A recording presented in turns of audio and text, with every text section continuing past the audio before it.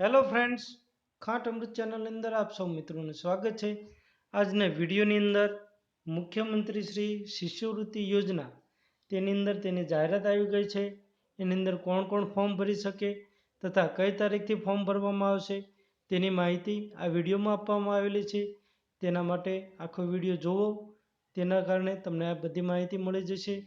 તો એની અંદર જોઈએ તો ધોરણ 12 વિજ્ઞાન પ્રવાહ અને સામાન્ય પ્રવાહની જેને પરીક્ષા ગયા વર્ષે આપેલી છે તથા તેમને સ્નાતક અભ્યાસક્રમોમાં પ્રવેશ મેળવેલો છે તેમના માટે આ જાહેરાત એટલે આ શિષ્યવૃત્તિ યોજના લાગુ પાડવામાં આવેલી છે.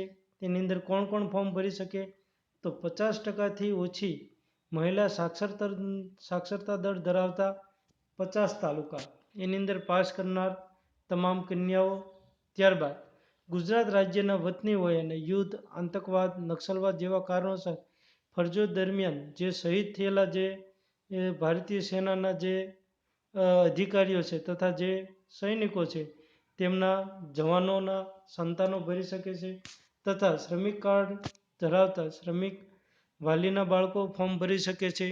પછી 40%થી વધુ વિકલાંગતા ધરાવતા વાલીના બાળકો અથવા પોતે 40%થી વધુ વિકલાંગતા ધરાવતા હોય તેવા બાળકો ફોર્મ ભરી શકે છે.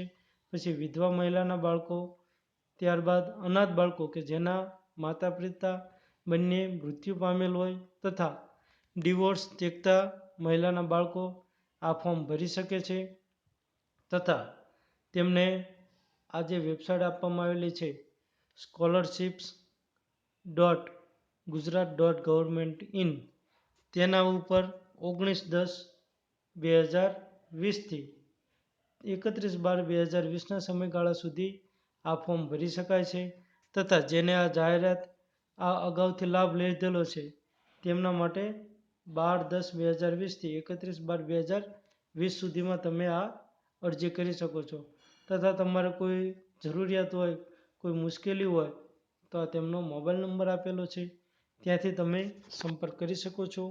વિડીયો ગમ્યો હોય તો લાઈક અને ચેનલ સબસ્ક્રાઈબ કરવાનું ભૂલતા નહીં. જય હિન્દ, જય ભારત.